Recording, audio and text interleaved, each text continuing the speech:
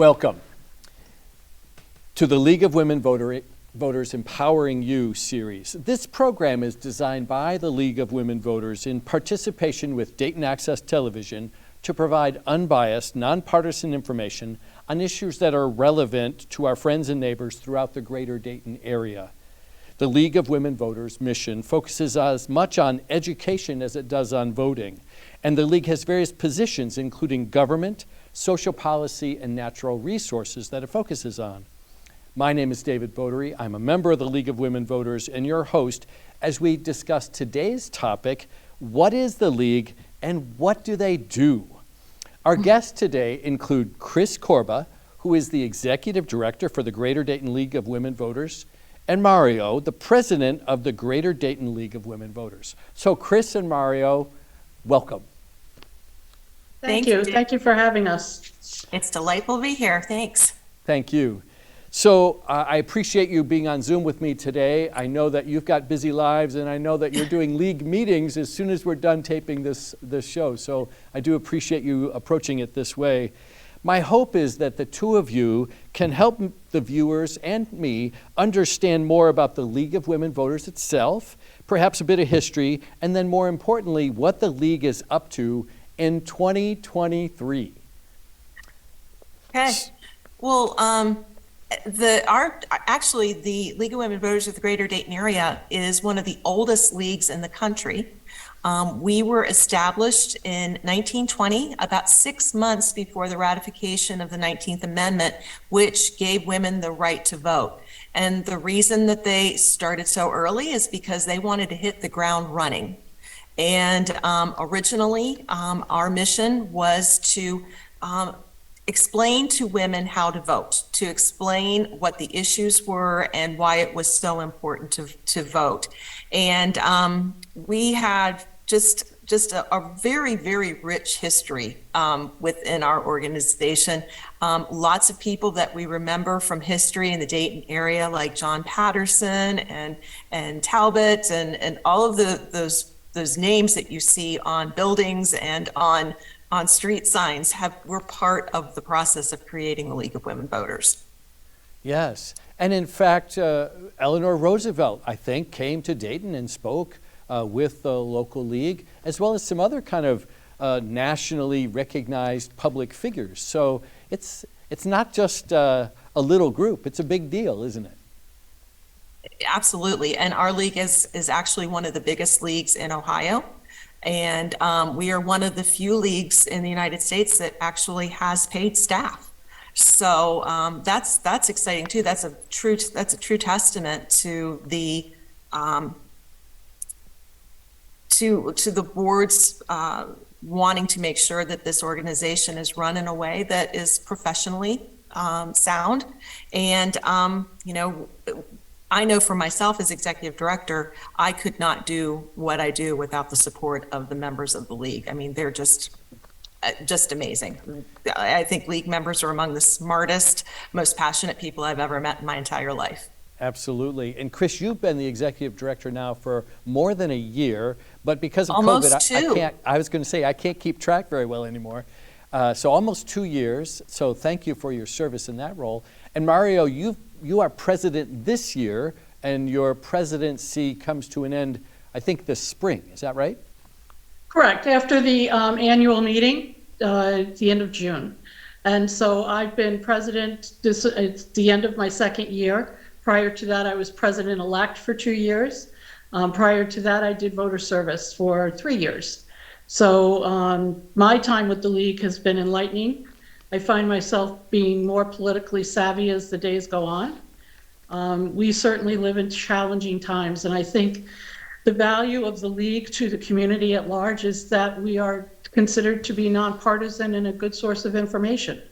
We do take positions on issues of importance, but we try and present a fair and balanced argument for everything that we do. The main focus has been for the last year or so is redistricting based on the census, and I know the State League has really taken a strong lead on that as well. We have probably 12 or 15 members locally who have been working on developing maps for submission to the commission, that have been, advocating in Columbus for fair and equitable maps. So our league members are also very active in the issues that are important to us today. Absolutely, and we'll talk a little bit about that. One of the things that I mention a lot in this program, as well as just in my work in the community, is the idea that democracy is not a spectator sport. It's not like Monday Night Football that I can sit back, watch, and enjoy and talk about on Tuesday from a spectator kind of perspective, but it's something that a person needs to be engaged and actively involved in. And so you mentioned the redistricting. I currently have a redistricting sign in my yard, and I became a person that anybody in the community that wanted one of those redistricting signs could contact, and then I would deliver that sign to them to put in their yard or their place of business or whatever. I mean, those are little ways that we become engaged in democracy, but certainly there are bigger ways. But let's talk about that. The League is an organization that helps citizens to participate in government, to work to increase understanding of major public policy issues, and to offer education and advocacy on public policy to participate in our democracy. What are some of the ways that each of you see Local League of Women Voters as a way that you can engage or be a supporting citizen in our democracy? Well, I think, David, what you said is that, our mission is to make sure that people have the information that they need to make educated decisions at the polls. And so we do that in a variety of ways. Every year we publish the much anticipated Voters Guide, which comes out in October. We actually have people that call us all through September saying, when's the Voters Guide coming out? When's the Voters Guide coming out? Sure. And it's something that probably is our signature service. We ask every candidate who is running in a contested race to answer a series of questions, and that gives folks the opportunity to take that paper with them when they go to the polls, so that they can make their decisions. And we have a lot of people that say that is their Bible when they go to vote, is taking a look at that Voters Guide. During the election season as well, we host candidate forums.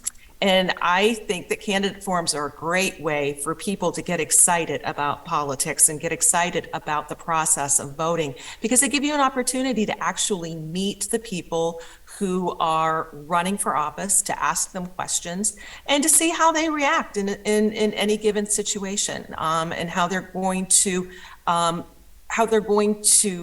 interact with their constituents. That's a great way to get involved. We also provide programming like Empowering You. This program is just a wealth of information for citizens. Everything from issues that are important to folks to finding ways to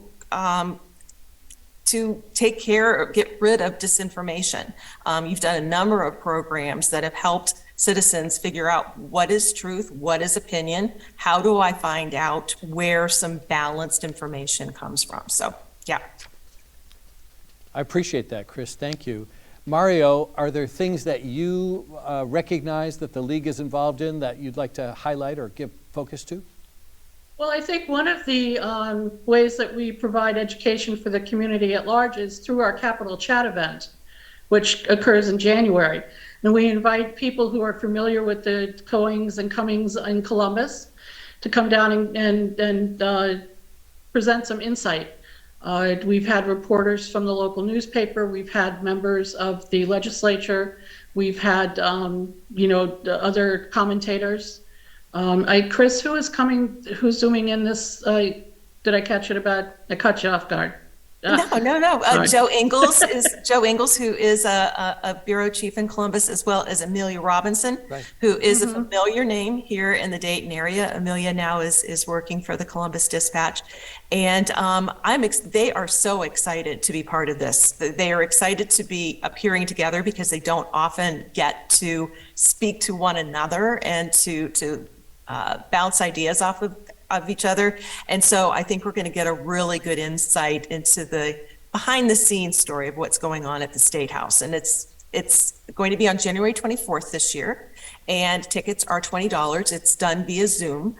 So if the weather is bad, we don't need to worry about it. You can settle in with your favorite beverage and be entertained and educated at the same time.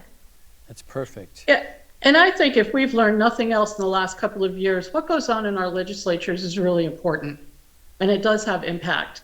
And I think, speaking for myself, for many years, I just went along blindly thinking that, things will get done. Sometimes I'll like them, sometimes I won't. But I find that nowadays I'm paying much closer attention. And it's through my work with the League that I've come to realize that if you don't pay attention, other people make your decisions for you. David, you talk about the democracy not being a spectator sport, and we had some really close calls this year with our elected officials. I think the Trotwood mayor got elected by 2 votes? A couple, yeah. I think it was one or two votes. One. Yeah. We've had some school board races decided with under 5 votes. Yep. The county commissioner's race had a recount and, was closer than anticipated. So it's important. You need to get out. And I think one of the things that we've talked about as a league in various committees is how can we facilitate people in the community who may not be able to get to the polls easily, particularly with the new restrictions that have just been enacted into law. What can we do to help them cast their ballots, because it's important that everybody feel that they're enfranchised. Absolutely. Every vote does matter. It's so important to understand that. The League is involved in doing a variety of things to help ensure people have the opportunity to vote. And so I was hoping maybe one or both of you could talk a little bit about registering voters, naturalization ceremonies, or anything else that you see connected to that vote process. Well, one of the things that the League does each month, sometimes twice a month, is to attend the naturalization ceremonies for new citizens. And that is absolutely, if you've never been to a naturalization ceremony, honestly is probably one of the most inspiring hours I have ever spent. To interact with folks that have spent 5 years or more working toward becoming an American citizen, and just the level of pride that they feel and excitement that they have for getting to cast their first vote. Generally, we have between 80 and 90% of those new citizens register to vote right then and there. And then what we do afterwards is we send a letter right before the election to give them the information that they need to cast their ballot, and let them know that if they have any questions or concerns, we're here to answer those questions for them. And then, of course, we do a number of registration activities throughout the community at festivals. We'll be registering voters at Martin Luther King Day festivities next week. Important stuff. And I think the thing to remember as well is, as Mario said, it's beyond just registering to vote. It is actually going out and casting your ballot. And that's the thing that we really need to encourage people about, is making sure that they know that their vote does count and it's important. Absolutely. Well, I think the other thing we need to do also is emphasize the issues that affect people's lives. I mean, I think we've all realized in our careers that, if people feel it's impacting them, there's more of an interest in participation. And so one of the things that we've talked about doing is how do we engage high school students more, or young adults? And so what are the issues that are important to them, and how can we show them that their elected officials are the ones that are really making these cause and effects in their lives? Even on the local level, it's with the mayor and, this re-emphasis now on youth activities. But it's, they need to take a look and say, are these activities, A, what I want, and B, effective? So if not, then, we need to look for other candidates. I was just thinking the other day, I really think we need to go back to actually teaching civics as opposed to American government. It's important to know what the three categories of government are. But there's a role in civics that encourages participation and shows you what you need to do. And I think the League has a good basis for being able to provide that to people in the community. Absolutely. And I know Judge Rice, who many of our viewers would recognize as that person, has always emphasized the importance of civics education as well. Chris, you were going to say. Oh, I was just going to say that, in terms of getting young people interested in voting, the recent decisions by the Supreme Court last spring really got a lot of younger people wanting to get involved in some way, shape, or form. The phone rang and rang and rang. What can we do? What can I do I disagree with what's going on in our communities right now. I disagree what's going on in our country right now. And at various festivals that we attended, we get a number of people that register to vote, but last summer in particular, we had 36 registrations at an event, and of those 36, 30 of them were first-time voters who were under the age of 30. Wow. So it's finding what is important, just as Mario said. What is the thing that's driving you to get involved? Absolutely. So could you talk for a second about Dangerous Dames and tell us a little bit about what or who they are? I can't tell you yet who they Okay. are. We're still, but Dangerous Dames of Dayton this will be the 12th year, I believe, for Dangerous Dames of Dayton. Mm-hmm. And it's an opportunity for the League to celebrate women who have gone above and beyond in their communities and have dared to break some boundaries, to break some barriers. And it's a fun event. It's dinner. We have a keynote speaker who is well versed in a topic that is of interest to a great deal of people. We're planning on having it on April 25th, and things are we're still in the process of getting everything ironed out. But as soon as we find out, we will make those announcements. Well, and interestingly, the title Dangerous Dames came from a newspaper article back in 1920, maybe a little bit before that, with the suffragettes who were, protesting and encouraging the Congress to pass the 19th Amendment. And they were these suffragettes were styled as dangerous to polite society. Well, so, they spoke for themselves, Mario. Which, back then and even now. But so that's where the title of the event came from. And we celebrated our 100th anniversary in 2020 before the world closed. And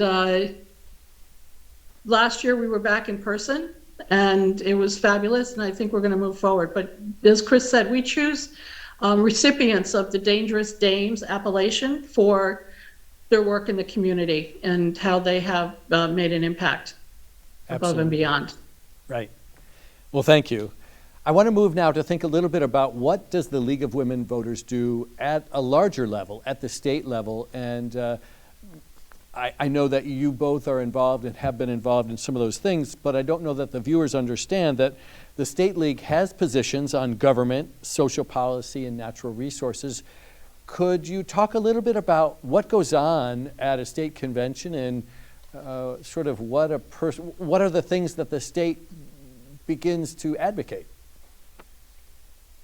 Well, I think the important thing for our viewers to know is that the League of Women Voters operates at 3 different levels. So there's the local league, which is what we are. We operate inside of the greater Dayton area, which includes Montgomery and Greene counties. There is the state level league, which is League of Women Voters Ohio, and then League of Women Voters US. And each of us, we are all on the same page. What the league says is we speak as one voice. And so what we are very careful to do is to choose positions, and as you said, David, many of the positions that we hold have mostly to do with voter access, natural resources, and societal issues. And so what we're going to be doing in the next couple of weeks is actually taking a look at the positions that League Ohio has taken, determine which of those positions are ones that we feel that they should continue to focus on, and which positions that we as a local league want to concentrate our efforts on. And the biggest things that the League of Women Voters Ohio is looking at this year is the redistricting process. We had hoped very much that we wouldn't be still in this place where we have to make sure that we have equitable maps, but unfortunately here we are. So we are going to continue with that fight. We're also going to be continuing to make voting more accessible to citizens as well. And whatever else we feel is important to push forward in the next year. I appreciate that. Mario, anything else? No, it operates through a consensus system. So there's lots of discussion. They come to a consensus. It's not necessarily total agreement, but it's a kind of a nodding, yes, this is how we're going to go. We are very careful to make sure that we present both sides so that people can make an informed decision. And then once so we're going to do that here locally at the end of January with our league membership. And then in May, there is a state convention where all the leagues in Ohio will come together, and they will have certain items that have been presented on the agenda so that we can hash that out and decide, as Chris said, how we're going to move forward. But I'm pretty sure redistricting is at the top of the list. I think you're right. So this idea of consensus becomes so important because it really leads a person to understand that you can't passively sit back and watch. You have to be able to live with whatever is agreed to. And so we work toward talking about things to the point where we can say, okay, I can live with that. It isn't maybe everything I want. It isn't maybe all the ways that I want it to be, but it's enough that I can live with it. And that consensus becomes a critical process that the league uses. And it can be time consuming, but it can also be so rewarding. And it does help us stay on the same page. I appreciate that. And that's what we hope our legislators would do as well. To have those conversations and to come to consensus and to be able to compromise in places too. So yes, so we're trying to be a good role model as well. And I'm reminded of the conversation that the league hosted over at UD, at the alumni. Last fall. Yeah, last fall, where we had, Governor Taft and then Representative Tony Hall, who both represented different parties but recognized that they had come together on issues at various stages in their careers and made it possible to get work done through some collaboration or cooperation. It is possible. And that's the other thing about Capital Chat. When you get these folks that are sort of in a conversation with one another and with us, we begin to realize that they're human beings who see the world sometimes in more similar ways than dissimilar ways. And even though I guess maybe the characterization is we're so different, and yet in reality, oftentimes we have more in common than we don't. We've got just a couple minutes left, and so I wanted to make sure that I gave you a chance to talk about anything else that you thought would be important as it relates to the league. Perhaps we can flash up information about where people can contact the league for an email. Mario, as president, anything else you'd like to add that you'd like people to know? Well, I think I'd like people to know that we are very immersed in diversity, equity, and inclusion. To make sure that we include all aspects of our community. We are working through our DEI committee on a mapping strategy where we're identifying certain areas in Dayton that have traditionally had low turnout, even though they have high registration. So, and working with those community leaders to see how we can increase voter turnout, because they're impacted every day with what goes on in City Hall and in the state legislature, and certainly on the US level. So I think that's really important. I think, getting more members, because I think seats at the table count. When you have high numbers, it shows that you have an organization to be dealt with. So membership is really important as well. Absolutely. And we welcome anyone who is age 16 or over. Men are members of the League of Women Voters as well. David is a proud member of the League of Women Voters. That's right. And a board officer. and an officer of the League of Women Voters. And if you're interested in finding out more, you can call the office at 937-228-4041 or visit our website at lwvdayton.org. And you can find more information not only about how to join the League, but also if you're interested in attending Capitol Chat, all that information is there as well. Perfect.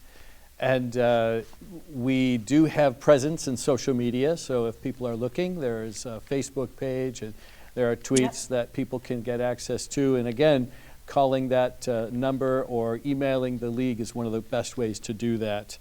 I want to thank our guests, Chris Corba, who's the Executive Director of the Greater Dayton League of Women Voters, and Mario, our President for the Greater Dayton League. I want to thank all of our viewers, too, for watching the League of Women Voters Empowering You program. The League of Women Voters encourages everyone to be an active citizen in our community. It makes our community stronger. This includes being educated about government, policy, and environment, and also it includes being registered and then voting actively, not just once, but every election's opportunity. Remember, democracy is not a spectator sport. If you need to help becoming a registered voter, or if you'd like to learn more about how to vote or have ideas for upcoming programs, you can contact the League by emailing league@lwvdayton.org, or you can call Chris or Mario at our office. The number there is 937-228-4041. I want to thank Chris and Mario, and I want to thank you for participating and watching today. Thanks so much. Thank you.